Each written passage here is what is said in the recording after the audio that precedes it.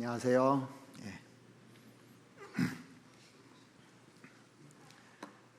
같이 잠깐 기도드리겠습니다.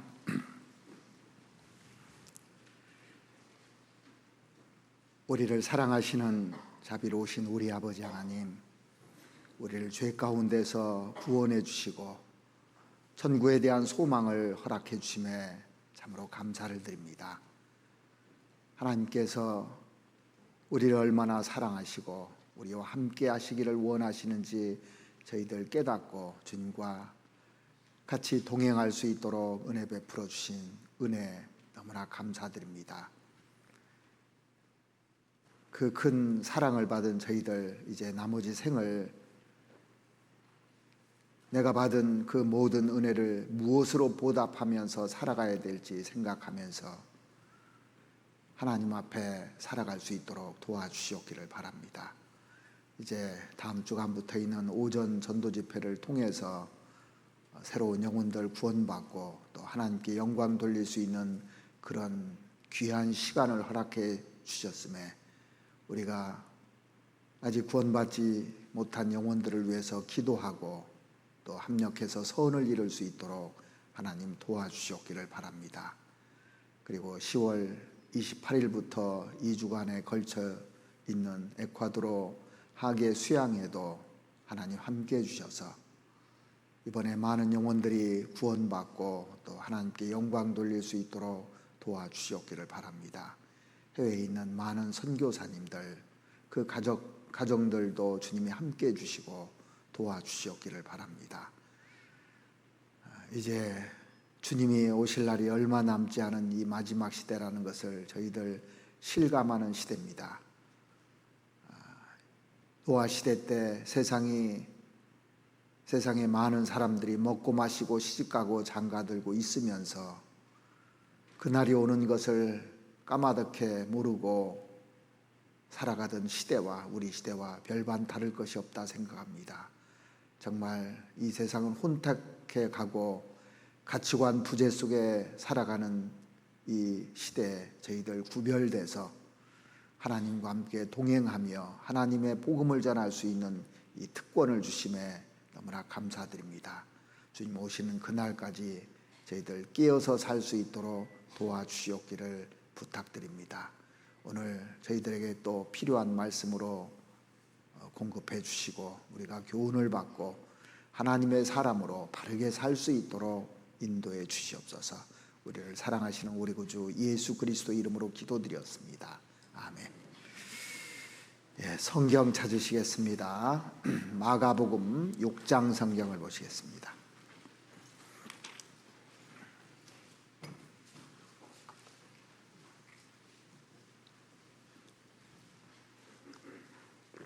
마가복음 6장 14절 말씀부터 제가 29절까지 읽어드리겠습니다. 마가복음 6장 14절 보시겠습니다.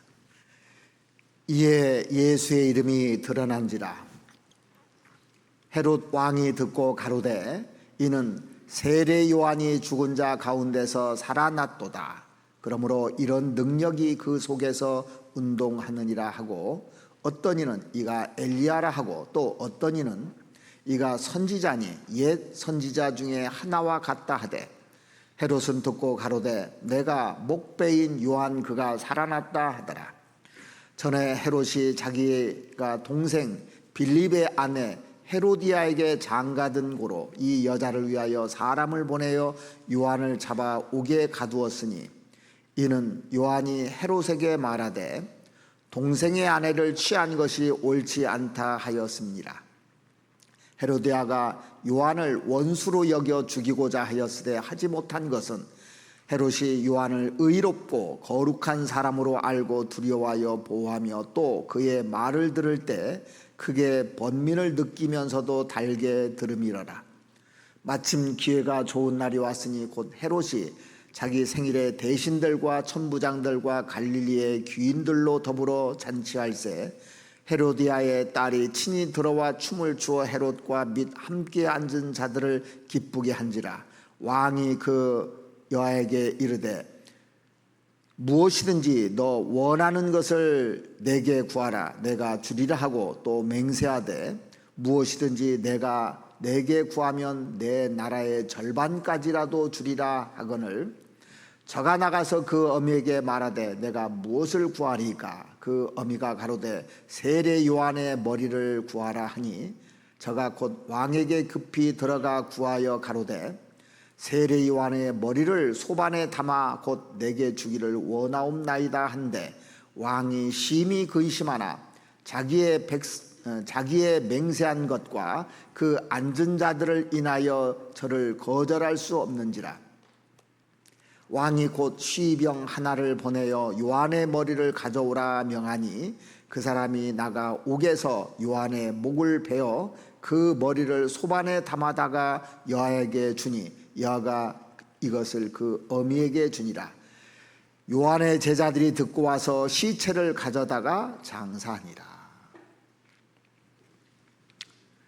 오늘은 그 성경에서 그 헤롯에 대해서 좀 배워보려고 합니다. 여기에 헤롯이 나오는데 예수님 당시에 어린 아이들을 그 무차비하게 죽였던 그 헤롯이 아니고 헤롯 대왕의 아들인 그 헤롯 안티바스에 관한 얘기입니다. 그래서 헤롯 하면 그 한 사람이 아니고 헤롯 대왕이 있고 그 밑에 헤롯의 그 아들이 있었는데 오늘 주인공은 헤롯 안티바스입니다. 이 헤롯 대왕은 그 사마리아의 말다스라는 그 여자와 결혼해서 많은 아들들을 낳았어요. 그런데 헤롯 대왕이 죽고 난 이후에 그 본디오 빌라도가 유대 총독으로 이제 자리를 한 겁니다. 그리고 오늘 주인공은 그 헤롯 안티바스는 갈릴리 지역의 분봉왕이었어요.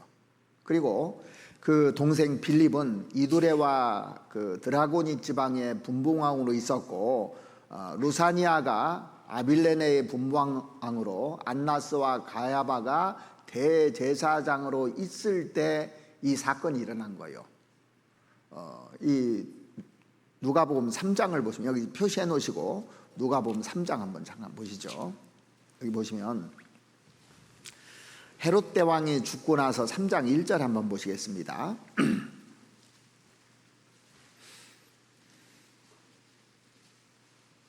누가복음 3장 1절 디베리오 가이사의 위에 있은 지 15해 곧 본디오 빌라도가 유대 총독으로 헤롯이 갈릴리의 분봉왕으로 그 동생 빌립이 이두레와 드라고니 지방의 분봉왕으로 루사니아가 아빌레의 분봉왕으로 안나스와 가비아가 대제사장으로 있을 때 하나님의 말씀이 빈들에서 사가랴의 아들 요한에게 임한지라. 세례 요한에게 이제 임한 겁니다. 그래서 오늘 본문의 주인공인 이 헤롯 안티바스는 갈릴리 지역의 분봉왕이었습니다. 이 분봉왕이라는 것은 한 지역을 다스리는 왕을 말합니다. 그래서 헤롯 대왕이 죽고 난 이후에 네 군데로 이제 그 네 등분이 되게 됩니다. 그래서 여기 나와 있는 대로 그 본디오 빌라도가 이제 총독으로 있었고 헤롯 안티바스는 어디, 또 그 동생 빌립은 어디, 이렇게 해서 넷으로 이제 나눠진 겁니다. 그래서 네 군데로 나눠져서 통치를 이스라엘 안에요. 네 왕이 통치를 하는 겁니다. 말하자면 한 나라 안에. 그런데 이제 이 성경에 헤롯에서 이 헤롯 안티바스에 대해서 많이 얘기해 놨습니다. 여기뿐만 아니라 그러니까 아주 중요하기 때문에 이 말을 그 하나님께서 우리에게 그 말씀하고 있는데 이 사도행전에도 나오고 그 또 사복음서에 이 헤롯 안티바스에 대해서 나온다는 것은 많이 나온다는 것은 중요한 얘기라는 거잖아요. 그런데 이 성경에 보면 그 사도행전 13장에 보면 한번 찾아보시죠. 사도행전 13장 1절입니다. 사도행전 13장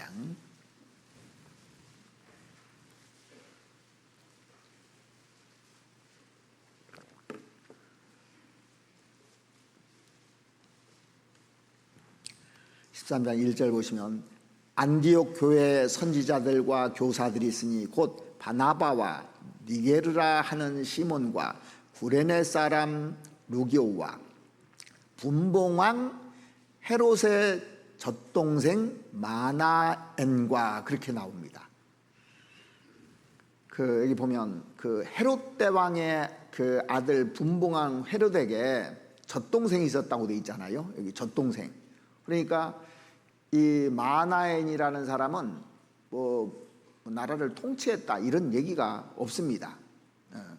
그런데 헤롯 안티바스는 잘 나갔는데 이 마나엔은 그렇지 못했던 것 같아요. 이름이 여기 나오고는 없으니까. 그러니까 육신적으로 보면 헤롯은 잘 나갔는데 이 젖동생 마나엔은 무슨 권력이 있는 것도 아니고, 그런데 놀랍게도 안디옥 교회 선지자들과 교사들 속에 등장을 해요. 이 마나엔이. 그러니까 같이 자랐는데 운명이 완전히 달랐던 겁니다. 육신적으로 잘 나갔던 이 헤롯은 예수님의 대적자가 됩니다. 그런데 마나엔은 구원받고 교회 안에서 귀하게 쓰임받는 이런 걸 보면 아주 대조적입니다. 한 아버지 밑에서 나도 자녀들이 대조적인 경우가 많잖아요. 그래서 이 두 사람이 이렇게 비교가 되는 것도 나오고, 자, 헤롯 이 안티바스는 어떤 사람이냐면 동생 빌립이 있는데 빌립의 아내를 취했어요. 이게 될 법한 일입니까? 예? 그러니까 이 헤롯 안티바스라는 사람을 보면 보통 사람은 아니라는 생각이 딱 머리에 들어오더라고요. 자, 그리고 이 헤롯 안티바스는 두 사람을 거칩니다. 정말 성경에서 위대한 두 사람을 거쳐요. 세례 요한. 이 세례 요한이 마지막 선지자잖아요. 예수님을 증거한 분이잖아요. 보라, 세상 죄를 지고 가는 하나님의 어린 양이로다는 우리가 복음을 들을 때 얘기를 해준 사람이 세례 요한이거든요. 그리고 그 당시에 예수님이 계셨으니까 예수님도 거쳤습니다.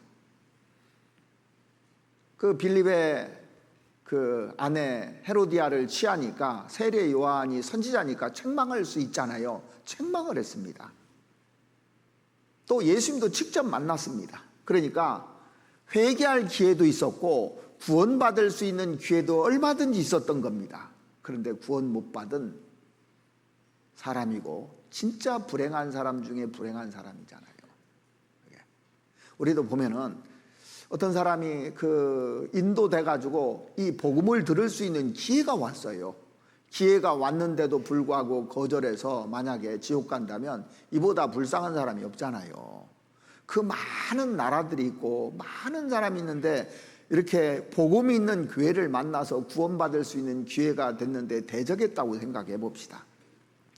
그런데 이 헤롯이 세례 요한을 죽이지 않습니까? 세례 요한을 죽이고 그 결말이 어떻게 됐는지 성경에 기록되어 있는데 여기 사도행전 12장 23절 보십시오.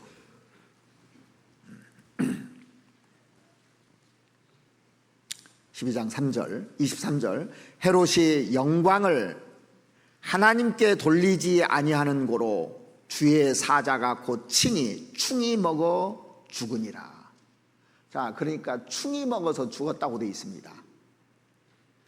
바이러스 먹어서 하나님이 죽여버린 겁니다. 하도 악하게 하니까.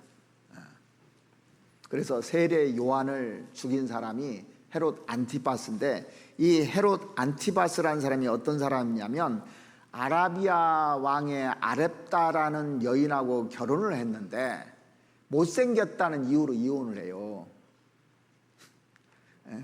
그리고 자기 동생 빌립의 아내 헤로디아를 아내로 취해서 삽니다. 그러니까 헤로디아가 엄청 매력은 있었던 것 같아요. 그런데 그 동생의 아내를 취해서 산다는 것이 이게 될 법한 일이냐고요. 그래서 세례 요한이 지적을 한 거예요. 그 내용이 오늘 본문에 그 마가복음 6장 한번 보시죠. 마가복음 6장 17절부터 한번 보시겠습니다.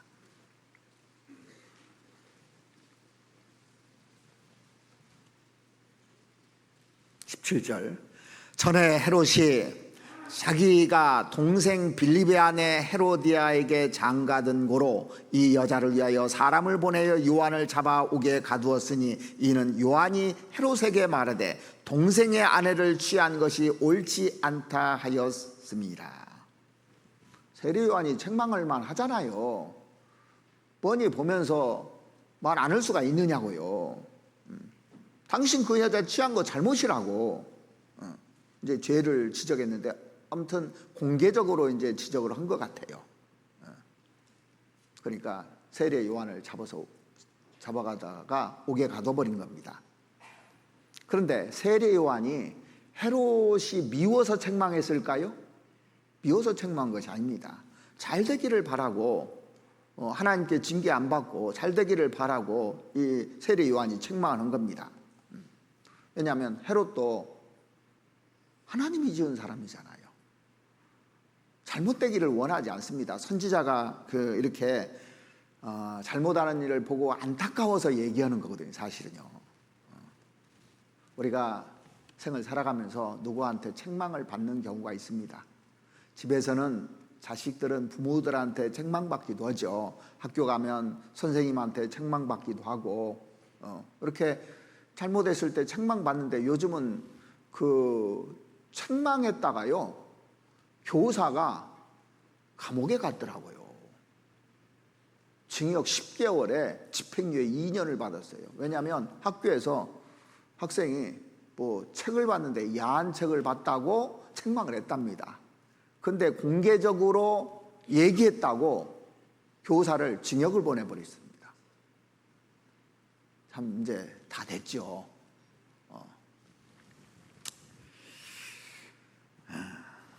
자, 그러니까 우리가 말씀을 들을 때도 하나님께서 우리를 책망하십니다. 책망을 받을 때 개선하고 회개하고 돌이키면 정말 하나님께 귀하게 쓰임받지 않습니까? 그런데 그 책망했을 때 끝까지 돌이키지 않고 거기서 끝나는 것이 아니라 오히려 대적하는 경우가 많아요.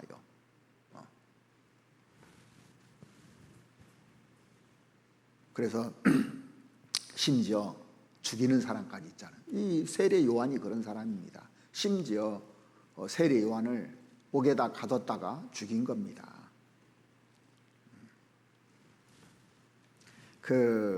헤롯이라는 사람 옆에 정말 하나님께 충신된 사람들이 있었다면 이런 일을 안 했을 거예요. 근데 헤롯에게 간신들이 많이 있었던 것 같습니다. 자, 그런데 세례 요한은 모태에서부터 성령 충만한 사람이라고 되어 있습니다. 자, 성령 충만한 사람이 옆에 있다는 것은 얼마나 축복입니까? 자, 우리 자녀들도 있지만은 부모가 성령 충만한 부모라면 얼마나 축복입니까? 그렇죠? 구원받은 부모고 성령이 충만해 있어요. 그러면 자녀는 정말 축복인 거거든요. 책망할 때 바르게 되기를 바라고 책망하는 겁니다. 하나님도 우리에게 책망하는 것이 바르게 되기를 바라고 책망하는 거예요. 자, 분명히 선지자가 그 얘기를 했거든요. 다윗에게는 누가 있었습니까? 나단이라는 선지자가 있었어요. 다윗이 간음죄와 살인죄를 졌습니다. 그때 하나님이 한 2년 정도 이제 두고 봤는데 회개를 안 하니까 나단 선지자를 보내서 책망을 해요. 그때 다윗은 이 나단 선지자는 하나님이 보내신 분이다. 그걸 분명히 알기 때문에 거기서 회개하게 됩니다. 그리고 위대한 사람이 돼요. 세례 요한도 아마 나단 선지자 같은 마음으로 이 헤롯 안티파스를 책망했을 겁니다. 동일하게 이 시간에도 우리가 설교를 들으면서도 하나님께서 우리에게 책망으로 들릴 때도 있어요. 분명히. 그런데 어떤 사람은 그 헤롯과 같은 마음으로 듣는 사람이 있고 어떤 사람은 다윗과 같은 마음으로 듣는 사람이 있을 겁니다. 잠언 12장 한번 찾아보시겠습니다. 잠언 12장 1절입니다.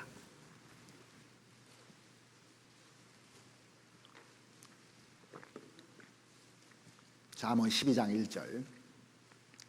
훈계를 좋아하는 자는 지식을 좋아하나니 징계를 싫어하는 자는 짐승과 같으니라. 자, 지적을 받을 때 뭔가 고치려고 하는 사람은 배우려고 하는 사람입니다. 그러나 징계를 싫어하는 자는 뭐 같다고요? 여기 짐승 같다고 되어 있습니다. 짐승 같다고. 사람 치고 많겠다는 얘기예요, 이게. 자, 누가 짐승이라고 하면은 기분 어때요? 뭐 개에다가 얘기하잖아요. 개 뭐 같은 사람이라고 얘기하잖아요. 그러면 기분 좋아요, 안 좋아요? 완전히 그 성질 나잖아요. 그러니까 징계를 안 받는 사람은 짐승 같다 이렇게 얘기한 겁니다. 사람으로 취급 않겠다는 얘기예요. 사람이면 말을 들을 텐데 말을 안 듣는다는 얘기입니다. 헤롯은 이런 짐승 같은 사람이었던 거예요. 베드로가 먼저 구원받았잖아요. 누구보다? 바울 사도보다. 그런데 베드로가 외식할 때요, 사도 바울이 공개적으로 지적을 했어요. 공개적으로 외식한다고. 그런데 사도 바울이 베드로를 미워서 그런 게 아니지 않습니까?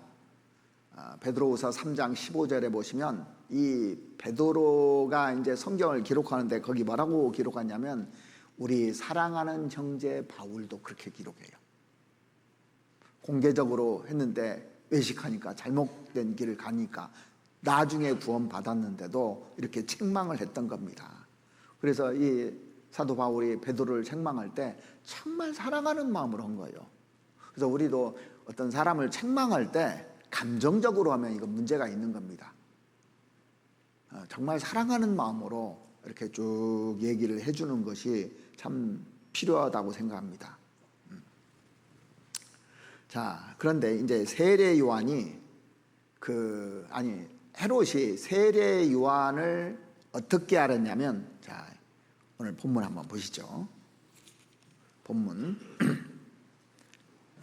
마가복음 6장 보시겠습니다. 6장 19절부터 보시면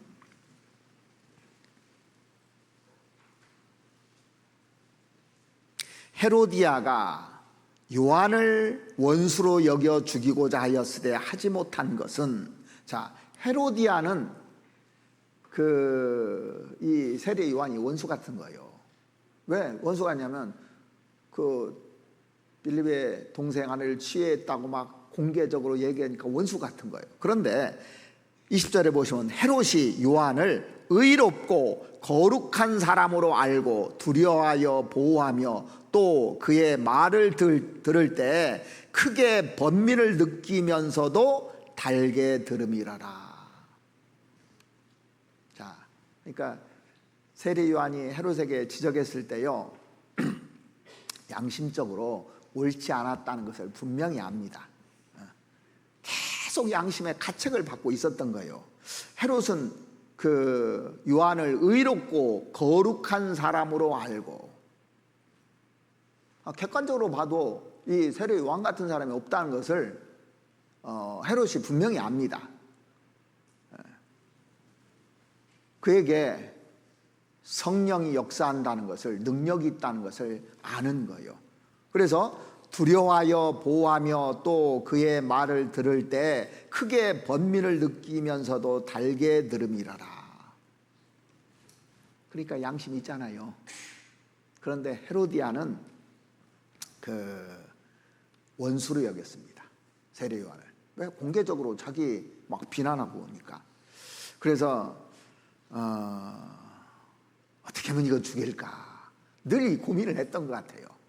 그러니까 이제 자기가 죽일 뭐가 없으니까 남편을 자꾸 부추기는 거예요. 이불 속에서도 부추기고 때만 되면 막 부추기는 겁니다. 그러니까 헤롯은 마음이 어떻겠어요? 세례 요한을 보면 의로운 사람이거든요. 흠이 없거든요. 근데 헤로디아가 이쪽에서 또 막 하면은 이게 양쪽으로 마음이 왔다 갔다 했던 것 같아요. 보니까. 그래서 상당히 갈등을 많이 느꼈을 것 같습니다. 그런데 헤로디아는 악처예요, 사실은요.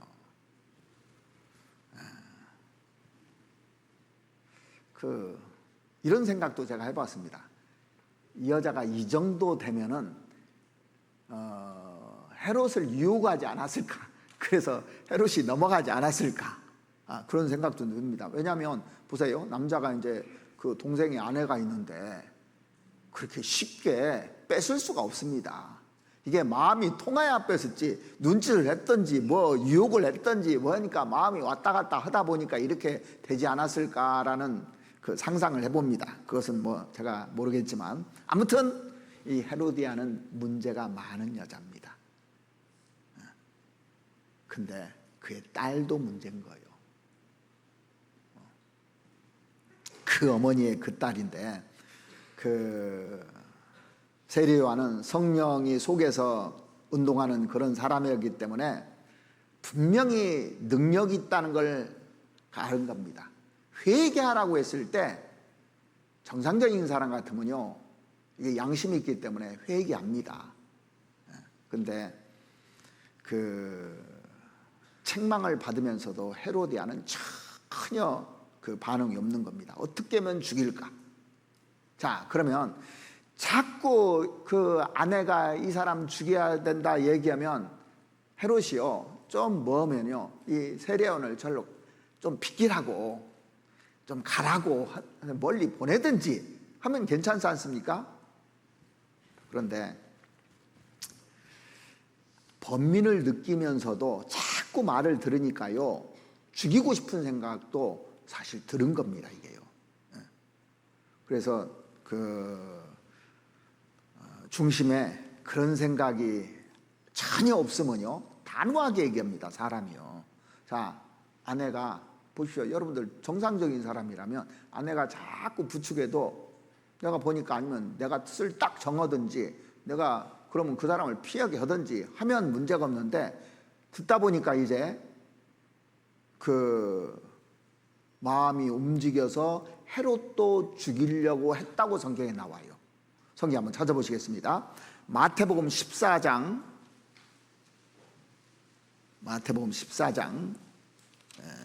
5절을 보시겠습니다. 저기부터 보시죠. 4절부터 보시겠습니다. 이는 요한이 헤롯에게 말하되 당신이 그 여자를 취한 것이 옳지 않다 하였습니다. 헤롯이 요한을 죽이려 하되 민중이 저를 선지자로 여김으로 민중을 두려워하더니. 그러니까 여기 성경에서는 그 마가복음에 빠졌던 그 마음까지 다 기록해 놓은 겁니다, 이게. 크게 번민을 느끼면서 그 말을 달게 들었는데 헤로디아가 자꾸 부추기니까 마음속에도, 이 헤롯 마음속에도 죽이고자 하는 마음이 있었는데 이제는 뭐가 또 두렵냐면 백성들이 두려운 겁니다. 그러니까 그 마가복음이나 마태복음 이런 내용을 이렇게 쭉 보면 처음에는 그런 죽일 마음이 전혀 없었던 거예요. 거룩한 사람으로 여기고 두려워하고 이랬는데 자꾸 충동질을 하니까 자기도 그 마음이 생겨서 그렇게 돼버린 거예요. 그래서 우리가 신앙생활 할 때요, 나한테 부정적으로 충동질하는 사람이 있으면 피해야 되는 겁니다. 나도 그렇게 닮아가요. 자, 이불 속에서 계속 얘기하니까 헤롯이 뭐라, 나도 당신과 한 마음이요, 이렇게 안 했을까요?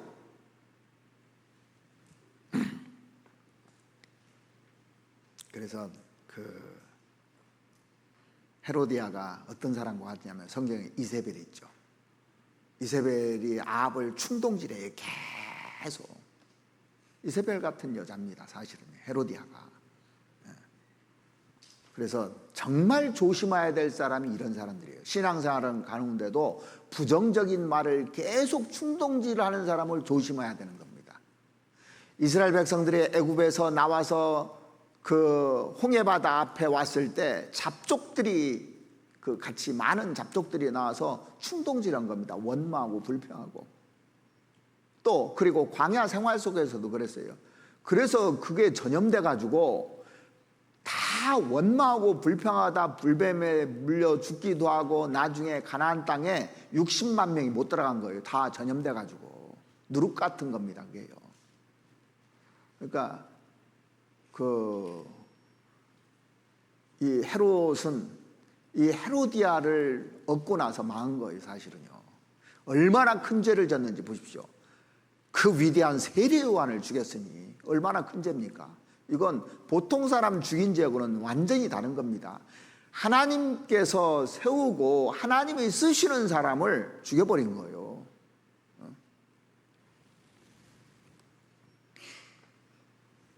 자, 이 갈릴리 지역의 분봉왕으로 다스리던 사람이 그 헤롯이라면 유대 총독으로 온 사람이 빌라도잖아요. 그런데 제가 이렇게 성경에 보니까 빌라도의 아내는 그래도 괜찮은 것 같아.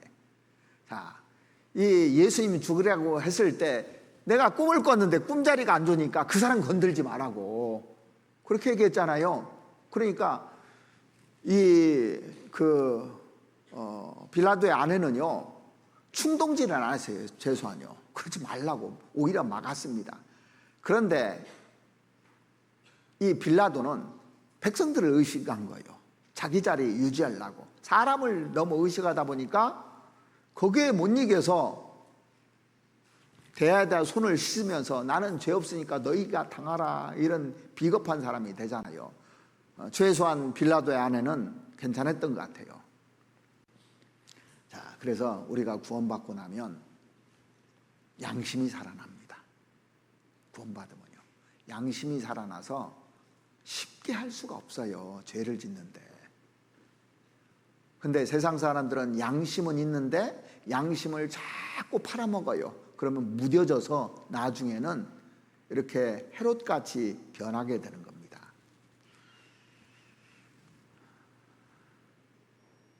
그래서 신앙생활하면서 우리의 자랑이 뭔지 아십니까?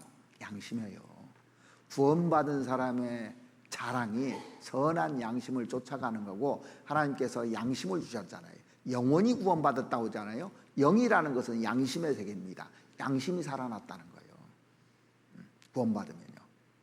그래서 왜 양심이 무너지는지 구원받은 사람들도 양심이 무너질 수 있습니다.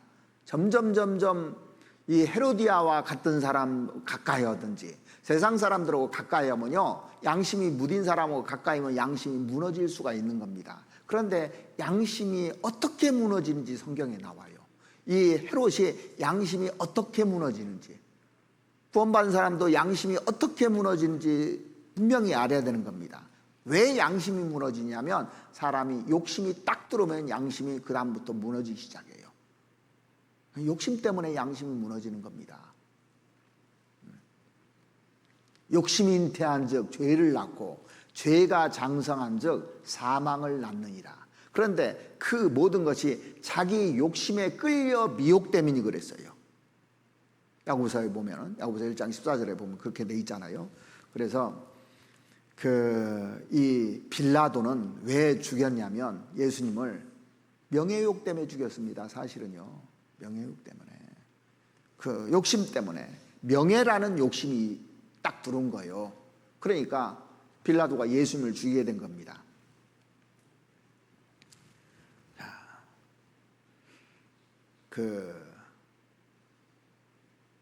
이방인들도 양심이 있고 짐승은 양심이 없지만 사람은 다 양심이 있습니다.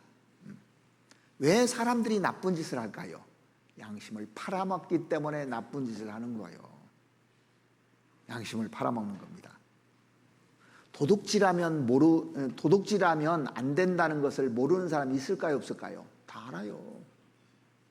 그런데 한 번 도둑질하고 성공해, 두 번 도둑질하고 성공해, 이렇게 성공하잖아요. 그러면 나중에요, 양심 팔아먹으면 소매치기 한 사람, 도둑놈들이 이게 직업이 돼버리는 거예요, 나중에는. 이 소매치기가 직업인 사람이 있잖아요. 예? 도둑놈이 직업인 사람이 있습니다. 사기꾼이 직업인 사람이 있습니다. 양심을 다 팔아먹는 겁니다. 그래서 양심을 죽이는 첫 번째가 뭐냐면 욕심에서 비롯되는 겁니다. 욕심에서. 사람은 욕심이 있어요. 욕망이 있어요. 성욕도 있고 물욕도 있고 명예욕도 있고 지식욕도 있고 이거 있는데 욕심이 커지면, 그런 쪽이 커지면 자꾸 양심이 죽어가게 돼 있는 겁니다. 성경 디모데후서 3장을 한번 찾아보시겠습니다. 디모데후서 3장 6절입니다.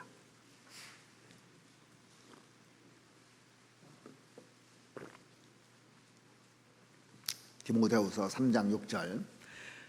저희 중에 남의 집에 가만히 들어가 어리석은 여자를 유인하는 자들이 있으니 그 여자는 죄를 중히 지고 여러 가지 욕심에 끌린 바 되어 항상 배우나 마침내 진리의 지식에 이를 수 없느니라. 자, 헤롯이라는 사람이 바로 이런 사람이잖아요. 남의 집에 가만히 들어가, 자기 동생 빌립의 집에 가만히 들어가 어리석은 여자를 유인하는 자들이 있으니, 그 헤로디아를 유인한 겁니다. 둘 다 유인한 거예요, 사실은. 이 여자는 죄를 중히 지고 여러 가지 욕심에 끌린 바 되어. 그러니까 자기 동생 빌립보다도 이 헤로디아가 더 매력적인가, 헤롯이 더 매력적이었던 것 같아요. 또 헤로디아도 마찬가지고. 그래서 항상 배우나, 세례 요한이 하는 얘기를 들었습니다. 분명히 성령이 충만하고 의로운 사람이라는 것도 알고 들었어요. 그러니까 항상 배우나 마침내 진리의 지식에 이를 수 없느니라. 예수님이 빌라도도 예수님이 하는 말씀을 다 들었습니다. 그런데 명예욕이 딱 사로잡히니까 항상 배우나 마침내 진리의 지식에 이를 수 없느니라, 이렇게 돼 있는 겁니다. 여러분들이요, 보십시오. 말씀을 지금 듣잖아요. 근데 내가 욕심이 있어요. 어떤 욕심이, 욕망이 있으면 안 들려봐요. 그 다음부터. 제가 가끔 상담할 때 보면요, 이미 다 결정해놓고 욕심 가지고 딱 와서 상담하면 제가 백날 얘기해도 안 들어요. 제가 하는 얘기입니까? 하나님께서 얘기해 주는 얘기를 안 들어요. 왜? 욕심이 딱 있는 거예요. 나는 이렇게 결정해버렸어요, 이미. 내 욕망이 있어. 그러면 말이 안 들어와요. 그거나 헤롯이나 빌라도나 다른 게 뭐 있습니까? 하나도 없습니다. 그래서 옳은 말인데도 불구하고 마침내 진리의 지식에 이를 수 없느니라 그랬습니다. 자기 생각으로 꽉 차 있고 자기 계획으로 꽉 차 있으면 안 됩니다. 자, 우리가 전도할 때 보면요, 자기 생각이 꽉 차 있어요. 자기 철학이 꽉 차 있어요. 안 돼요, 전도가. 그러니까 항상 배우나, 전도 집회 와서 항상 들으나, 듣기는 많이 들으나 마침내 진리의 지식에 이를 수 없느니라. 무엇 때문에요? 욕심 때문에. 그래서 이걸 볼 때 나를 한번 봐야 되는 겁니다. 나 자신을. 자기가 자기를 제일 못 본다고 그랬죠. 자기가 자식을 제일 못 본, 자기가 잘하는 줄 알아요, 다들요. 옳은 줄 알고 맞다고 생각합니다. 자기가 믿는 거. 그러니까 사람들이 고집이 센 거예요. 안 듣는 거예요, 이게. 그런 사람들은 항상 배우나 마침내 진리의 지식에 이를 수 없느니라 그랬습니다. 다른 사람 생각할 것이라 나를 먼저 생각하는 것이 좋습니다. 이렇게 배웁니다. 앉아서 말씀도 듣습니다. 왜 못 깨달을까요? 호세아서 4장에 보면 한번 찾아보시죠. 4장 10절에 이런 말씀이 있습니다. 호세아서 4장 10절.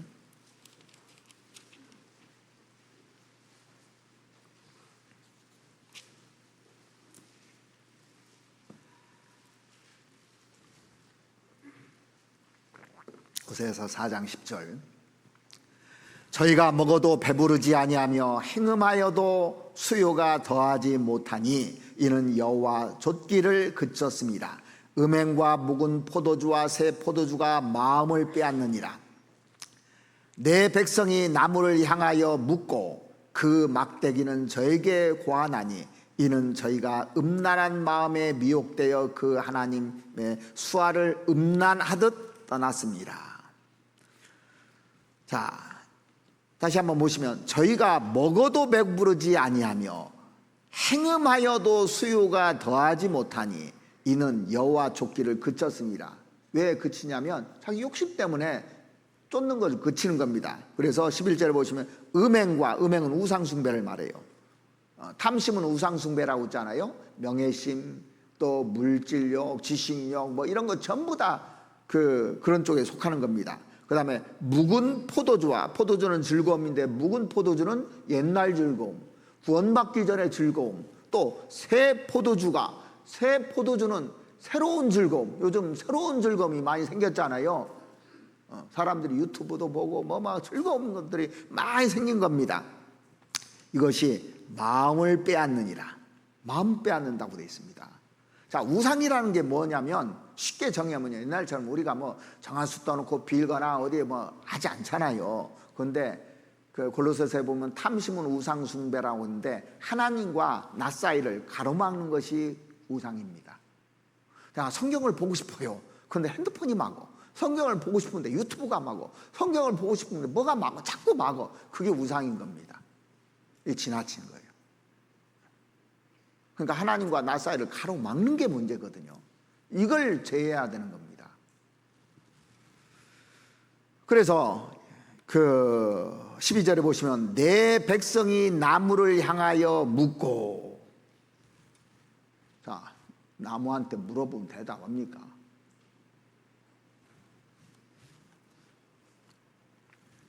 이런 거랑 똑같아요. 현대어로 바꾸면 우리가 하나님 믿는 사람이잖아요. 근데 이방 사람들한테 묻는 거예요. 대답이 돼야 한대요. 대답 못하는 겁니다. 나무한테 묻는 것이 이방 사람에게 묻는다는 겁니다. 이 해답을 모르는 사람한테 묻는다는 겁니다. 나무가 해답을 모르잖아요. 물어도 대답 못 해주잖아요. 그 막대기는 저에게 고하니, 막대기가 얘기를 해준데 그 말이 맞느냐고요. 이는 저희가 음란한 마음에 미혹되어 그 하나님 수화를 음란하듯 떠났습니다. 그래 떠나는 거예요. 자, 이게 말씀을 듣고도 구원받지 못하는 사람들이 이 새 종류로 씨 뿌리는 비유에서 나옵니다. 근데 가시떨기에 뿌려온 사람들이 있어요. 한번 찾아보시죠. 마가복음 한번 찾아보실까요? 마가복음 4장을 한번 보시겠습니다. 마가복음 4장.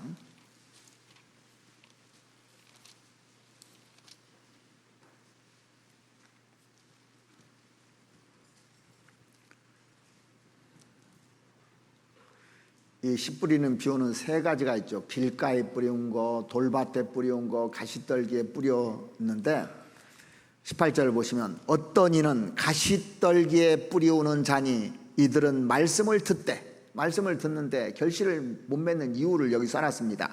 세상의 염려와 재리의 유혹과 기타 욕심이 들어와 말씀을 막아 결실치 못하게 하는 자요.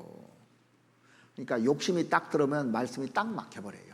자기 생각이 딱 들어오면 그 다음부터 말씀이 딱 막혀버립니다. 들어도 깨닫지를 못합니다. 말씀을 좋다고 하는데 이 재물이 막고 있는 사람이 있어요. 재물이 딱 막고 있으면 어떻게 되는지 아십니까? 마음과 생각이 거기에 꽉 잡혀 있기 때문에 들어도 이게 깨달아지지가 않아요. 그래서 그 마태복음 19장에 보면 부자 청년 관원이 이렇게 했죠. 내가 무엇을 하여야 영생을 얻으리까? 그러니까 예수님이 십계명을 쭉 얘기해 줍니다. 그런데 탐내지 말라. 탐심에 딱 빼놓고 얘기해 주니까 내가 다 십계명 지켰다고 그랬어요. 그러니까 이 청년이 부자거든. 내 재물을 가난한 자들에게 나눠주고 나를 쫓아라. 그러면 하늘에서 보화가 있으리라 그렇게 얘기했더니 이 청년이 재물이 많은 거로 근심하면서 갔다고 돼 있어요. 다 아시죠? 그래서 자기 욕심에 끌려 미혹됨이니 욕심이 잉태한 즉 죄를 낳고 죄가 장사한 즉 사망을 낳느니라. 그래서 죄의 뿌리가 뭡니까? 욕심이에요. 욕심이 죄의 뿌리입니다. 가장 근본적인 죄가요, 욕심 때문에 그런 것입니다. 아담과 하와가 보십시오. 에덴 동산에 살면서 모든 실과 다 먹으라고 했습니다. 근데 동산 중앙에 있는 선악과는 먹지 말라고 하는데 그거 먹고 싶은 욕심 때문에 망한 거예요. 욕심 때문에. 그거 안 먹어도 되잖아요. 그러니까 사람이 욕심을 제어하지 못하면 죄가 쫙 뻗치게 됩니다. 그래서 욕심에서부터 모든 죄가 출발하는 겁니다. 자, 하나님 버리고 자기 생각과 자기 주관과 자기 철학이 강한 사람들이 있습니다.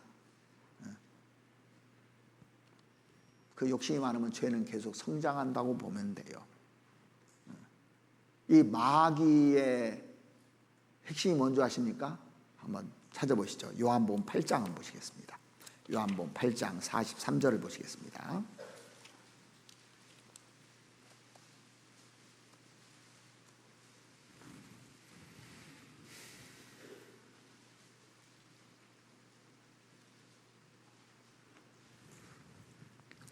(43절) 어찌하여 내 말을 깨닫지 못하느냐 이는 내 말을 들을 줄을 알지 못함이로다. 왜 못 깨닫느냐면 들을 기가 없다는 거예요. 너희는 너희 아비 마귀에게서 났으니 너희 아비의 욕심을, 여기 욕심 나오죠. 너희도 행하고자 하느니라. 저는 처음부터 살인한 자요 진리가 그 속에 없으므로 진리에 서지 못하고 거짓을 말할 때마다 제 것으로 말하나니 이는 저가 거짓말장이요 거짓의 아비가 되었습니다. 그러니까 거짓의 아비가 누구냐면 마귀예요. 근데 마귀는 욕심으로 뭉쳐 있어요. 욕심으로. 그러니까 마귀가 왜 마귀가 됐냐면 천사가 타락해서 마귀가 됐잖아요. 하나님 보호자는 천사입니다. 루시퍼 천사. 그런데 하나님 자리를 탐냈다가 쫓겨난 게 마귀잖아요. 욕심 때문에 그 자리까지 탐내는 겁니다. 그 자리를 탐낸 거예요. 그래, 욕심 때문에 망한 거예요. 고라당이 왜 망했습니까? 아론과 모세는 지도자잖아요. 근데 사람들이 그 사람 대우해 주는 것 같아요. 근데 이 모세가 얼마나 힘들었을까 생각을 안 씁니다. 왜냐하면 모세가요 이스라엘 백성들 살리기 위해서 바로 앞에 가서 10번이나 대적했잖아요. 같이. 그게 쉬운 일입니까? 저 안 가려고 그랬어요. 나 말도 못 하는데 나 못 간다니까 네 형 아론이 있지 않느냐. 그래서 아론이 가서 얘기도 하고 안 갈 자리 가가지고 고생한 겁니다. 실제요. 목숨 걸고 온 거예요. 사실은요. 목숨 걸고 해서 이스라엘 백성들 끌고 나오는데 홍해바다 앞에서도 원망해서 죽이려고 그러죠. 돌로 때려 죽이려고 그러죠. 그 홍해바다 안 갈라졌으면 그날 모세 맞아 죽었을 겁니다. 아마. 광야에서 그 60만 명 남자 장정만, 그러니까 남녀노소에서 한 200몇 명을 리드해서 간다는 게 쉬운 일이냐고요. 그런데 고라당은 가만히 레이지파로서 가만히 있다가 그 자리를 욕심내는 겁니다. 욕심냈다가 다 죽어버렸잖아요. 이런 걸 왜 교훈을 못 받느냐 이거예요. 그래서 사람이 자기 포지션이 있습니다. 자기 위치가 있어요. 그거 잘하면 되는 겁니다. 근데 세상에도 욕심내다 망하잖아요. 그죠? 그래서 구원받은 사람이 그 욕심 때문에 망하는 겁니다. 마귀하고 짝짝꿍 하는 겁니다. 에베소서 2장 한번 보시죠. 에베소서 2장.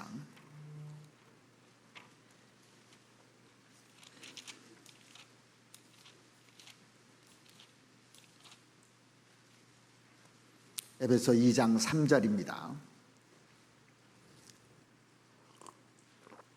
2절부터 보시죠. 2절부터. 그때 너희가 그 가운데서 행하여 이 세상 풍속을 좇고 공중의 권세 잡은 자를 따랐으니, 마귀 따라서 살았습니다. 그러니까 세상 사람들 보면 전부 다 욕심이잖아요. 욕심으로 꽉 차 있습니다. 곧 지금 불순종의 아들들 가운데서 역사하는 영이라, 마귀 영이라는 거예요. 전에는 우리도 다 그 가운데서 우리 육체의 욕심을 따라 지내며 육체와 마음에 원하는 것을 하여 다른 이들과 같이 본질상 진노의 자녀이었더니, 자, 본질상 진노의 자녀였는데 지금은 신의 성품을 받은 거예요. 우리는요, 성령이 들어왔기 때문에. 성령은 하나님의 영이잖아요. 신의 성품을 받은 겁니다. 우리는 욕심을 따라서 본질상 진노의 자녀들이었는데, 4절 보시겠습니다. 긍휼에 풍성하신 하나님이 우리를 사랑하신 그 큰 사랑을 인하여 허물로 죽은 우리를 그리스도와 함께 살리셨고 너희가 은혜로 구원을 얻은 것이라. 또 함께 일으키사 그리스도 예수 안에서 함께 하늘에 앉히시니. 거기 마귀에서 건져냈지 않습니까? 욕심에서 건져낸 거예요. 그러니까 다시는 그런 쪽에 마음 두지 말란 얘기입니다.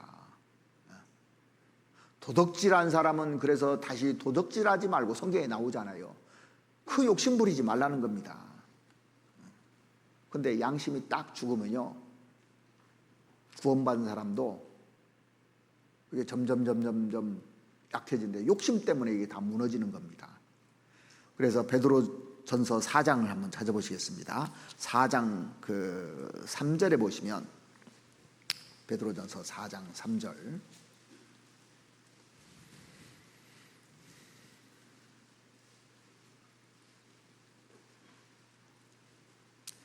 너희가 음란과 정욕과 술취함과 방탕과 연락과 무법한 우상 숭배를 하여 이방인의 뜻을 좇아 행한 것이 지나간 때가 족하도다.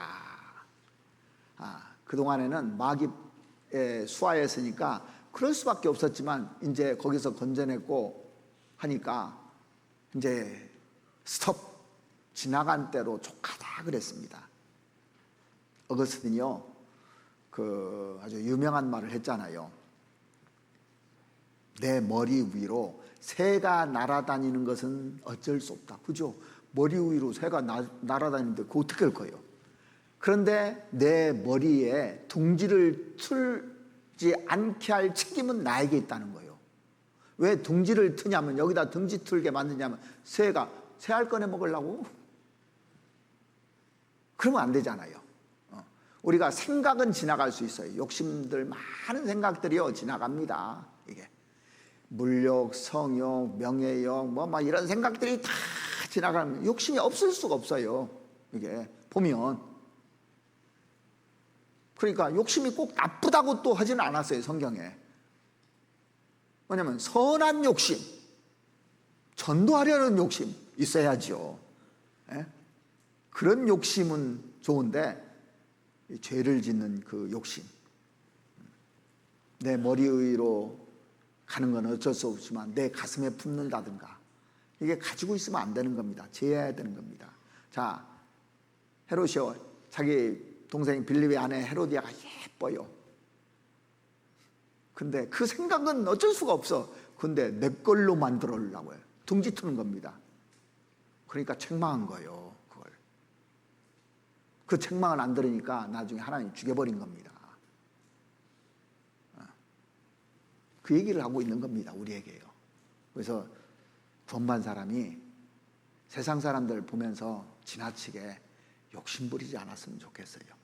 먹을 것과 입을 것이 있은 줄 족한 줄 알느니라. 그래서 최소한 먹을 것과 입을 것 있으면 됩니다. 그건 준비해야죠. 자기 먹을 거 안고 게을러 가지고 아무 준비도 않는 것도 책임입니다. 그러죠? 열심히 일하면 먹을 걸 주게 돼 있어요. 그래서 지나친 욕심, 육신적으로 지나친 욕심은 죄라는 겁니다. 여기서부터 죄가 시작되는 거예요. 이거 컨트롤 하셔야 됩니다. 그거 컨트롤하지 못하면 양심이 죽기 시작해요. 그러면 죄가 거기서부터 시작됩니다. 그리고 이 헤롯을 보면 무엇 때문에 양심이 무너지냐면 허영심 때문에 무너져요. 세상에 많은 사람들이요, 이 허영심 때문에도 무너지거든요. 자, 오늘 본문을 한번 보시겠습니다. 마가복음 6장 21절 말씀부터 보시겠습니다. 6장 21절. 마침 기회에 좋은 날이 왔으니, 이제 죽이려고 오는 거예요. 좋은 날이었으니 곧 헤롯이 자기 생일에 대신들과 천부장들과 갈릴리의 귀인들로 더불어 잔치할세. 그러니까 이 좀 영향력 있는 사람들 다 부른 것 같아요. 그날 헤로디아의 딸이 친히 들어와 춤을 추어 헤롯과 함께 앉은 자들을 기쁘게 한지라. 왕이 그 여아에게 이르되 무엇이든지 너 원하는 것을 내게 구하라, 내가 주리라 하고. 자, 헤로디아 딸이요, 잔칫날 시키지도 않았는데 와서 춤을 췄어. 지금 헤롯이 시킨 게 아닙니다. 아마 엄마가 시키지 않았을까 생각이 좀 들어요. 제 생각에는 딸이 와서 막 귀엽게 춤추니까 춤도 잘 췄을 것 같아요. 얼마나 좋았겠어요. 귀인들 모셨는데 우리 딸이 막 춤추는데 아주 잘해요.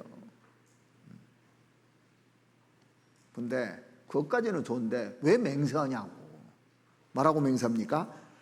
무엇이든지 너 원하는 것을 내게 구하라, 내가 주리라 하고.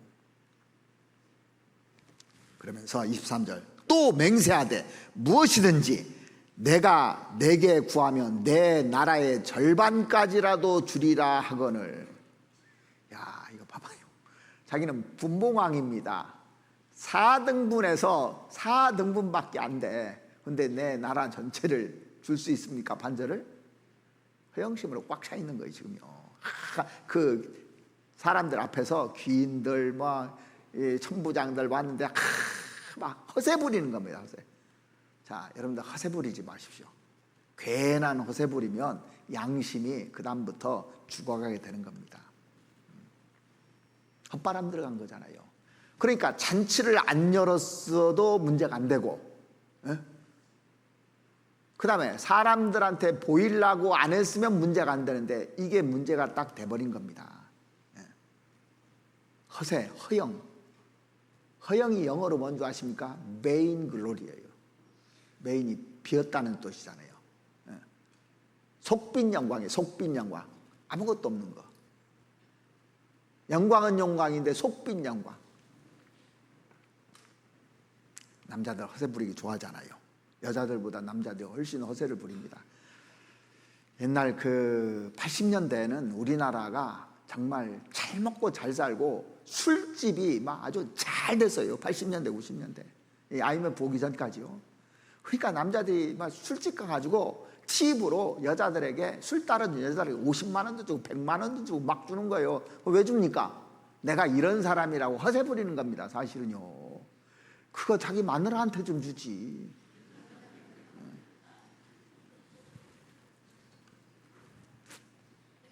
자, 21절 다시 보시면 마침 기회 좋은 날이 왔으니 곧 헤롯이 자기 생일에 대신들과 천부장들과 갈릴리 기인들로 더불어 잔치할세.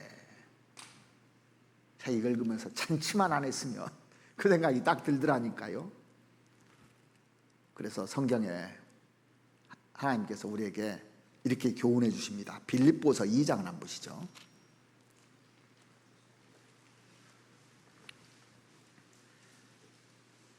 2장 1절부터 보시겠습니다.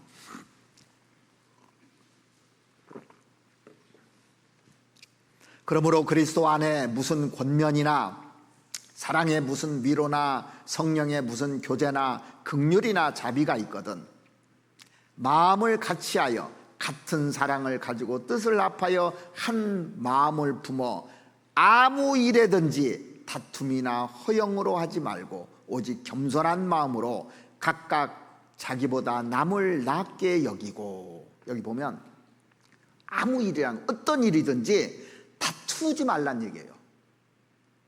어떤 상황에 대해서든지 다투지 말고 피하라는 겁니다. 그리고 허영으로 하지 말고 그렇게 되어 있습니다. 허영심이 딱 들어가면요 양심이 죽어요. 그 다음부터 이게 정직하지 못하잖아요. 정직하지 못한다는 것은 양심이 죽는다는 얘기입니다. 그 다윗은 왕이었을 때 그 시편 131편에서 이런 얘기를 해요. 여호와여 내 마음이 교만치 아니하고 내 눈이 높지 아니하며 내가 큰 일과 미치지 못할 기이한 일을 힘쓰지 아니하나이다 그랬습니다. 내가 큰 일과 미치지 못할 일을 힘쓰지 않는다고 그랬습니다. 그러니까 자기 한계 내에서 자기가 할 수 있는 범위 내에서 하지 허영으로 안 했다는 얘기입니다.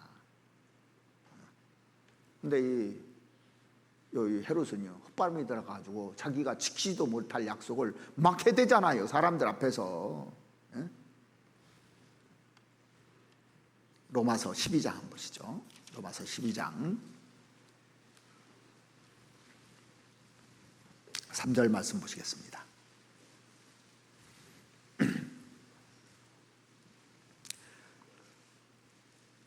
내게 주신 은혜로 말미암아 너희 중 각 사람에게 말하노니 마땅히 생각할 그 이상의 생각을 품지 말고 오직 하나님께서 각 사람에게 나눠주신 믿음의 분량대로 지혜롭게 생각하라.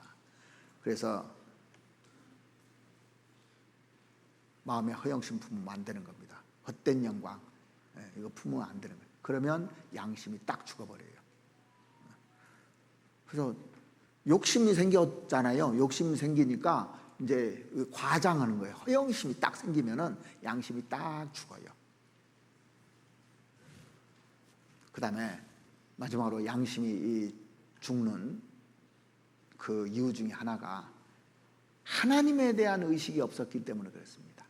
하나님의 의식이 딱 없잖아요. 그러니까 우리가 구원받은 사람도 늘 하나님 앞에서 이런 의식을 가지고 살아야 되는데 이게 딱 성경을 안 본다든가 교제에서 좀 멀어지면요, 그게 싹 사라져 버려요. 이게 하나님의 의식이 없으니까 이게 문제가 되는 거예요. 자, 오늘 본문 마가복음 6장 24절 말씀 보시겠습니다.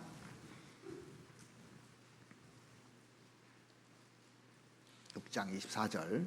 저가 나가서 그 어미에게 말하되, 그 헤로디아의 딸이 어미한테 얘기한 겁니다. 내가 무엇을 구하리까? 그 어미가 가로되 세례 요한의 머리를 구하라 하니.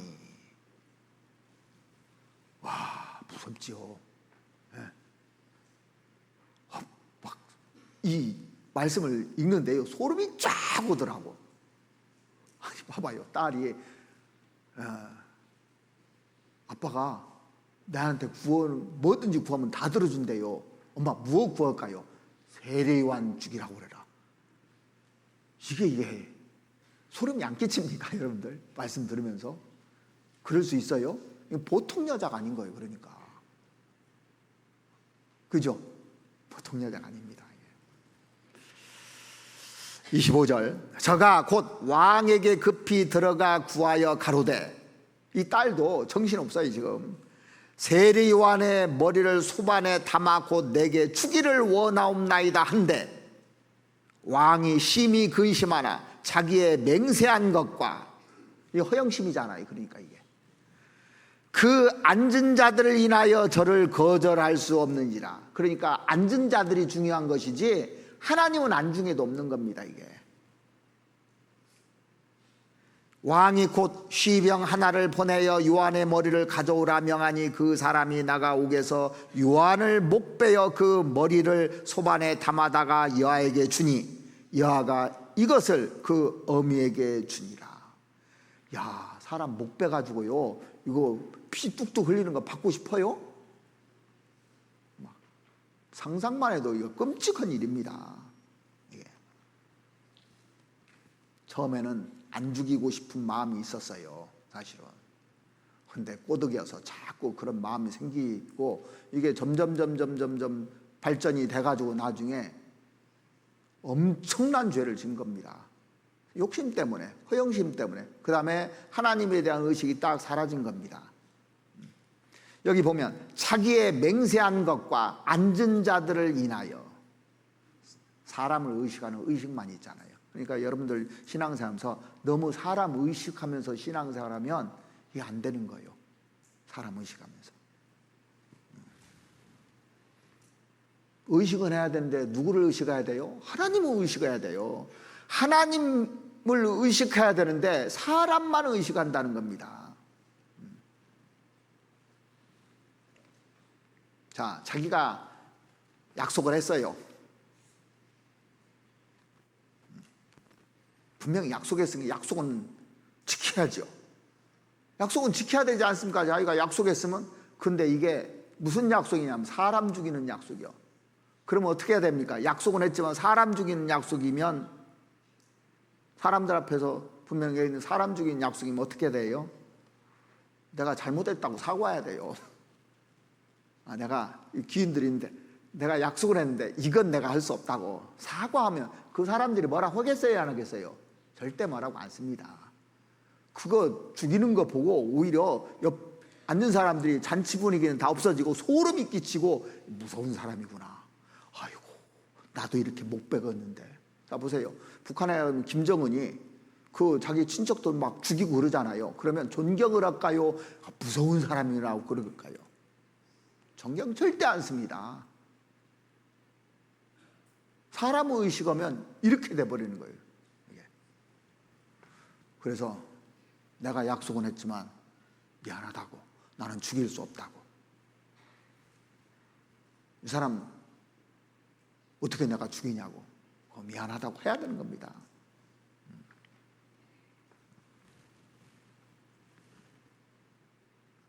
그러니까 이게 하나님 의식하지 않으면 이런 결과가 나와요. 나라의 왕이요, 하나님 의식을 않잖아요. 사람 막 죽여버려요. 그동안에 우리나라 그 대통령도 있었지 않습니까? 사람 막 죽이는 거 봐요. 왜? 하나님에 대한 의식이 없는 겁니다. 이게 절대 하나님을 의식하지 않으면 큰일 나는 거예요. 잠깐만 속이면 된다고요? 그렇지 않습니다. 하나님이 살아계셔요.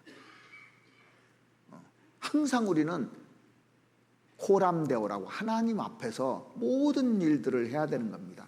이 시간에도 하나님이 살아계십니다.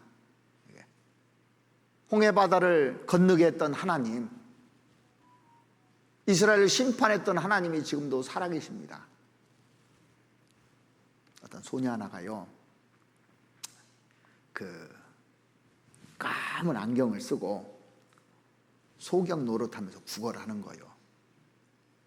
예쁘게 생겼는데, 얼굴이 예쁘게 생겼는데 까만 안경 쓰고 이러고 있는 겁니다. 그래서 지나가던 신사가요, 하도 안 돼서 10,000원짜리 몇 장을 이렇게 넣어줬답니다. 그랬더니 이 소녀가 그걸 짜짜지 보면서, 이렇게 보면서요, 휴대폰에다 집어 넣더래요. 소경이면 그 뭔지 보입니까, 안 보입니까? 이게 얼마짜리인지 보여야 안 보여요? 그래서 가다가 이렇게 쭉 보니까 이상하다 싶어서 안경을 딱 벗겼답니다. 너 소경 아니지? 막 빌더래요. 누가 너 이거 시켰냐? 너 원래 이거 소경 아니고 너 거지 아니지? 그랬더니 아니라는 거예요. 그러면 누가 시켰냐고 했더니 이거 쓰고 잠깐 이거 돈 받고 있으라고 했대. 누가 시켰냐고 했더니 아저씨가 시켰대. 아저씨 그럼 어디 갔냐 했더니 영화 보러 갔다는 거예요. 그러니까 우리가요, 잠깐 동안 이렇게 속일 수는 있어도 계속적으로 속일 수 있는 겁니다. 없는 겁니다. 하나님 속일 수 없는 겁니다. 왜 못 속이는 줄 아십니까? 이유가 뭘까요? 하나님 살아계셔서 못 속이는 거예요. 하나님 의식해야 되는 겁니다. 그러면서 살아야 돼요. 존 칼빈의 별명이 뭔 줄 아십니까? 그 사람 별명이요, 제네바의 양심이었다고 합니다. 제네바에서 그만큼 양심적으로 사는 사람이 없다, 그 얘기예요. 심지어는 유럽의 양심이라는 그런 별명을 가진 사람이 존 칼빈입니다. 그의 좌우명이 그거잖아요. 그래서요, 호람되오, 하나님 앞에서 그런 좌우명을 가지고 평생을 살았답니다.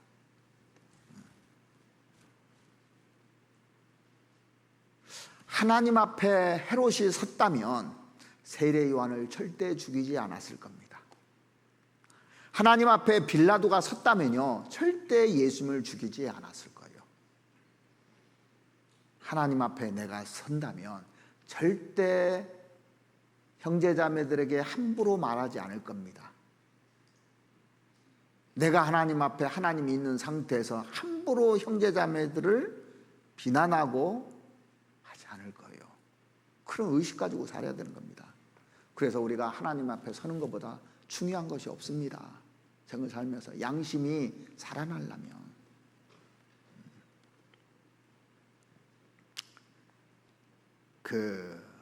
오늘 본문에 보면 14절 한번 보시겠습니다. 헤롯이 양심이 얼마나 찔렸냐면 이에 예수의 이름이 드러난지라 그랬습니다. 그래서 헤롯 왕이 듣고 가로되 이는 세례 요한이 죽은 자 가운데서 살아났도다. 그러므로 이런 능력이 그 속에서 운동하느니라. 자, 예수의 이름이 딱 드러날 때 이 세례 요한이 헤롯이 세례 요한 죽인 것이 딱 생각났을 거 아닙니까? 살아났다니까 겁난 거요.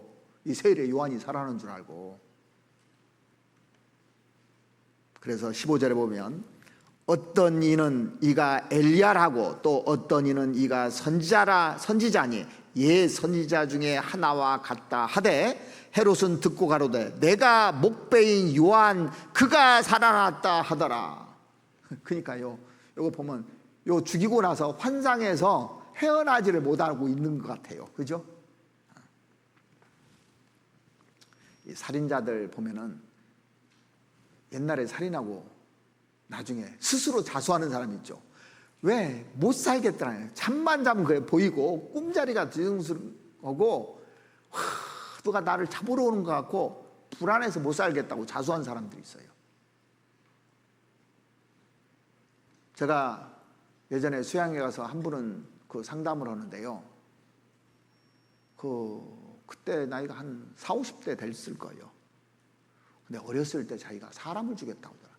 근데 처음 얘기했는데 말씀 들으면서 그 언덕에 있는 애를 밀었는데 애가 떨어져 죽어버렸대요. 근데 자기밖에 모른대요 지금까지.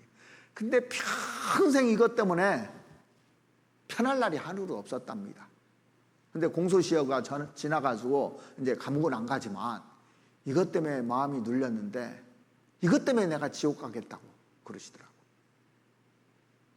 지옥 가겠다고.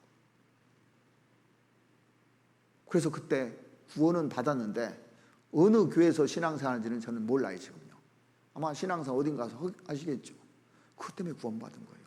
평생에 그것이 마음에 꽉 있었다는 겁니다.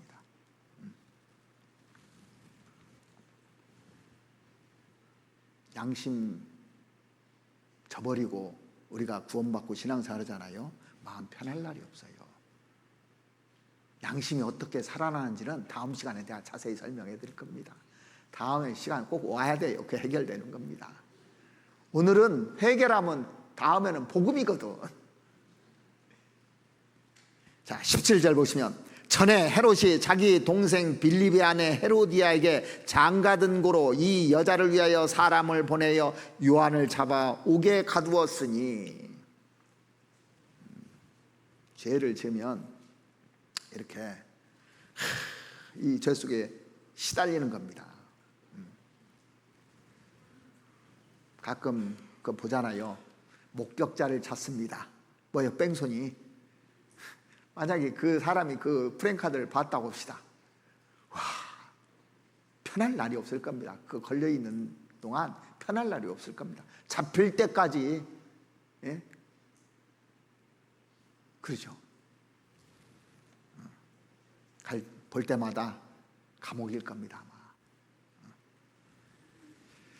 그래서 이 헤롯은 몸뚱이는 왕궁에 살고 있지만 사는 것은 지옥같이 살았을 거예요. 세례요한 죽이고 나서 한순간도 양심이 송사하지 않은 적이 없었을 겁니다. 왜? 하나님 의식하지 않으면, 하나님께서 양심을 심어 넣어줬기 때문에 양심껏 살지 않으면요 사람이 편하지 않은 겁니다. 가장 큰 징계가 뭔지 아십니까? 팔 부러지고 뭐 돈 잃고 이게 아닙니다. 뭐냐면 양심을 괴롭히는 거예요. 그게 가장 큰 징계입니다. 양심이 괴로워요. 그래서 맞은 사람은 발 뻗고 자도 때린 사람은 발 뻗고 못 잔다는 얘기 있잖아요. 그죠? 자, 세리온은 편안히 천국에 삽니다. 발 뻗고. 이 헤롯은 죽을 때까지, 충이 먹어서 죽을 때까지 이 속에서, 지옥 속에서 살다가 지옥으로 끌려간 겁니다. 그래서 구원받은 사람이 양심껏 살아야 돼요. 양심껏. 디도서 1장을 한번 보시겠습니다.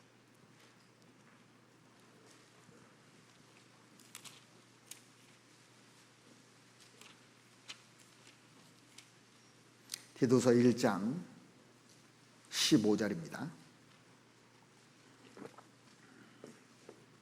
깨끗한 자에게는 모든 것이 깨끗하나 더럽고 믿지 아니하는 자들에게는 아무것도 깨끗한 것이 없고 오직 저희 마음과 양심이 더러운지라. 저희가 하나님을 시인하나 행위로는 부인하니 가증한 자요 복종치 아니하는 자요 모든 선한 일을 버리는 자니라. 그러니까 양심이 무너지면 다 무너지는 겁니다. 사람이 양심, 그러니까 진짜 악한 사람, 저 사람 양심도 없다 그러잖아요. 다 무너진 거예요. 양심도 없으면 뭐예요? 짐승이다 그 얘기예요. 짐승은 양심이 없으니까. 저는 옛날에 양심도 없다 그러면 그런가 보다 했는데 성경을 배우고 나니까 양심이 없는 게 짐승이더라고. 양심도 없다는 얘기는 짐승 같다는 얘기예요. 짐승 같다는 얘기. 그래서 우리가 이렇게 말씀을 듣고 경계를 받고 하는 목적이 뭐냐면 디모데전서 그 앞에 1장을 한번 봐보시죠. 디모데전서 1장 경계의 목적 중에 양심이 나와요.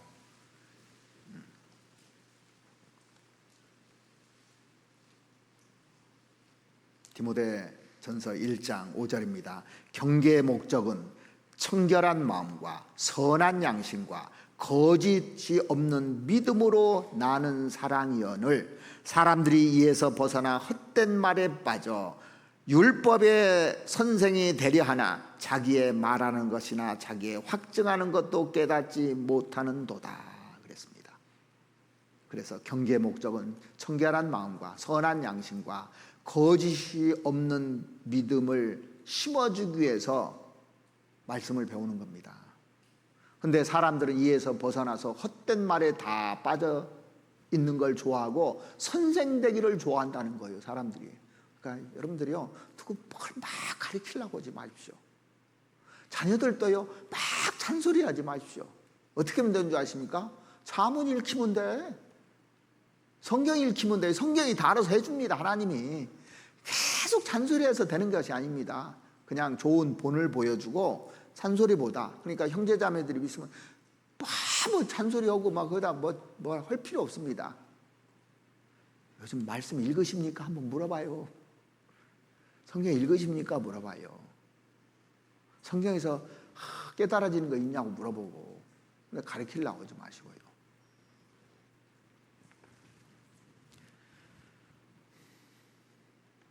가끔 보면요, 자기도 제대로 못하면서 또 알려줘요. 엉터리로 알려주고 있습니다. 자기도 제대로 못하면서. 진짜 아는 사람은요, 잘 안 알려줘요. 물을 때만 알려줍니다. 물을 때만. 그래서 예수님 제자들 예수님께 묻잖아요. 물으면 쭉 얘기해 줍니다. 묻는다는 것은 나 원한다는 얘기예요. 그냥 불러다 얘기하면 잔소리가 돼버립니다. 이게. 디모데전서 1장 19절 보시겠습니다. 19절. 디모데에게 사도 바울이 당부하는 겁니다. 믿음과 착한 양심을 가져라. 어떤 이들이 이 양심을 버렸고 믿음에 관하여는 파선하였느니라. 그 가운데 후메네와 알렉산더가 있으니 내가 사단에게 내어준 것은 저희로 징계를 받아 회방하지 말게 하려 함이니라. 여기 보시면 헤롯도 양심 버렸죠. 빌라도도 그 아내가 이렇게 얘기해도 양심 버렸죠. 여기 보면 후메네와 알렉산더도 양심을 버렸는데 뭐라고 되어 있냐면 그 믿음의 관하에는 파산하였느니라. 파산이라는 건 산산이 깨졌다는 얘기잖아요. 폐가요.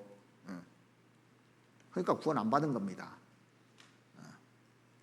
그래서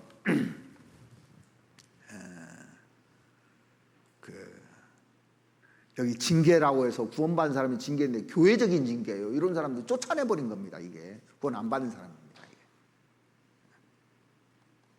사도행전 5장에 보면 아나니아와 삽비라가 나오잖아요. 이 사람들 구원받은 사람이에요.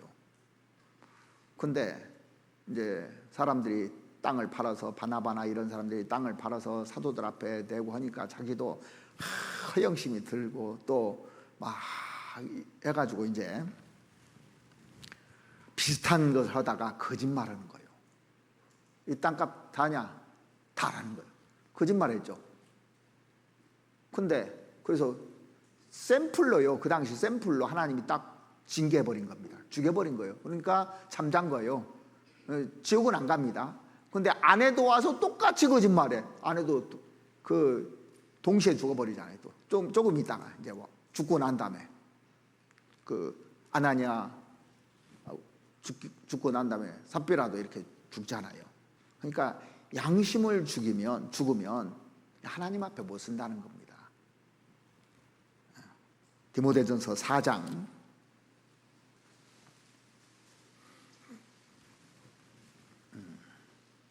1절 말씀 보시겠습니다. 그러나 성령이 밝히 말씀하시기를 후일에 어떤 사람들이 믿음에서 떠나 미혹하게 하는 영과 귀신의 가르침을 좇으리라 하셨으니 자기 양심이 화인 맞아서 외식함으로 거짓말하는 자들이라. 화인 맞았다는 건 불 맞았다는 얘기잖아요. 파산했다는 거나 불탔다는 얘기나 똑같은 얘기입니다. 그런데 우리는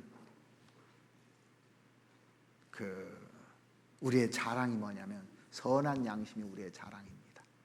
고린도후서 한번 보시죠. 고린도후서 1장에 보면 이 고린도 교회가 문제가 많은 교회였잖아요. 그래서 이제 그 고린도후서는 그 고린도인들에게 위로해주고 또 그리스도인이 어떤 사람이 그리스도인인지를 알려주기 위해서 고린도후서를 기록했는데 12절에 보시면 우리가 세상에서 특별히 너에게 대하여 하나님의 거룩함과 진실함으로써 하되 육체의 지혜로 하지 아니하고 하나님의 은혜로 행함은 우리 양심이 증거하는 바니 이것이 우리의 자랑이다. 자, 사람이 자랑할 것이 뭐냐면 양심대로 사는 것이 자랑입니다. 하나님 앞에서 떳떳한 것이 정말 그 자랑이 돼야 되는 겁니다. 그래서 합리화시키고 하면 안 되는 겁니다. 어떤 일이라든가 뭘 이런 거 있으면 합리화시키면 안 되고 깨끗한 그 양심을 가진 사람이요 소망이 있어요. 자, 우리가 깨끗하게 해서 상 받을 것을 소망하면은 그 깨끗한 것을 추구하면요 소망을 바라요. 이게 재림의 소망이 바라집니다. 주님 오셔도 부끄럽지 않으니까 오셨으면 좋겠어요. 그러잖아요. 집안에서 아이들이 잘못한 일이 있으면 아빠가 오기를 좋아해요, 안 오기를 좋아해요?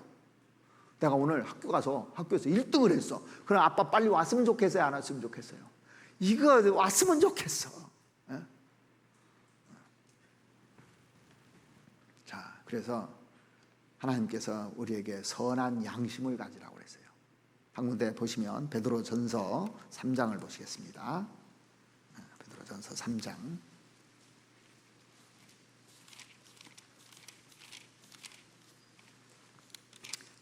15절입니다. 베드로전서 3장 15절. 너희 마음에 그리스도를 주로 삼아 거룩하게 하고, 주로 삼으라는 것은 주인으로 삼으라는 얘기잖아요. 너희 속에 있는 소망에 관한 이유를 묻는 자들에게 대답할 것을 항상 예비하되 온유와 두려움으로 하고 선한 양심을 가지라. 이는 그리스도 안에 있는 너희의 선행을 욕하는 자들로 그 비방하는 일에 부끄러움을 당하게 하려 함이라. 누가 비방을 하면 부끄러움을 당하도록 선한 양심을 가지라고 그랬습니다. 17절, 선을 행함으로 고난받는 것이 하나님의 뜻일진데 악을 행함으로 고난받는 것보다 나으니라. 선을 행하면요 고난받게 돼 있어요. 양심적으로 살으면요 가만 안 놔둬요 사람들이. 예수님이 선한 일을 하니까 이 바리새인들이 가만 안 놔두잖아요. 종교가들이. 그러니까 우리도요 정말 하나님의 복음만 위해서 살잖아요. 그러니까 잘못 예수 믿는 사람들, 다른 복음, 다른 예수 믿는 사람들이 가만 안 놔두잖아요. 제대로 살으니까. 바울 사도가 원래 유대 그 교를 믿던 바리새인이었습니다. 그 편에 있다가 예수를 믿게 돼, 진짜 예수를 믿게 되니까 40명의 자객들이 따라다녔어요. 밤낮으로. 가만 안 놔둡니다. 죽이려고 그런 거예요. 그러면서 고난받는 거, 선을 행함으로 고난받는 것이 하나님의 뜻일진데 이렇게 돼 있습니다. 그러니까 우리가 선하게 살잖아요. 가만 안 놔둬요. 양심적으로 살면, 자, 비양심적으로 사는 사람들이 너 때문에 내가 못 살겠다 그런다니까요. 속으로 같이 죄를 지어야 되는데.